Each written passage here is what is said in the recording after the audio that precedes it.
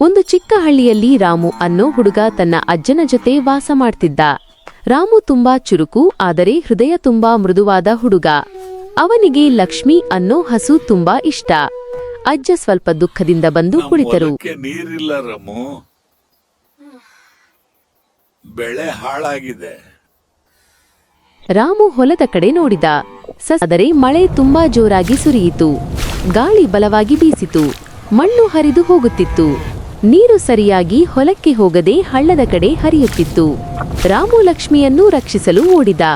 ಮಳೆ ನಿಂತ ಮೇಲೆ ಹೊಲ ಇನ್ನೂ ಹಾಳಾಗಿತ್ತು. ರಾಮಣ್ಣನ್ನು ತೋಡಲು ಪ್ರಾರಂಭಿಸಿದ.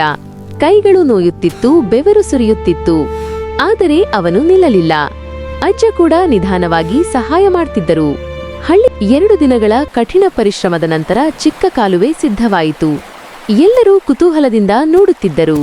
ಹಳ್ಳದ ನೀರು ನಿಧಾನವಾಗಿ ಕಾಲುವೆ ಮೂಲಕ ಹರಿಯಲು ಶುರುವಾಯಿತು. ಅದು ಹೊಲಕ್ಕೆ ತಲುಪಿತು. ಹಳ್ಳಿ ಜನರು ರಾಮುವನ್ನು ಮೆಚ್ಚಿದರು. ಆ ದಿನ ರಾಮು ಒಂದು ದೊಡ್ಡ ಪಾಠ ಕಲಿತ. ಸಮಸ್ಯೆ ಬಂದರೆ ಅಳಬಾರದು, ಯೋಚಿಸಿ ಕೆಲಸ ಮಾಡಿದರೆ ಖಂಡಿತ ಪರಿಹಾರ ಸಿಗುತ್ತದೆ.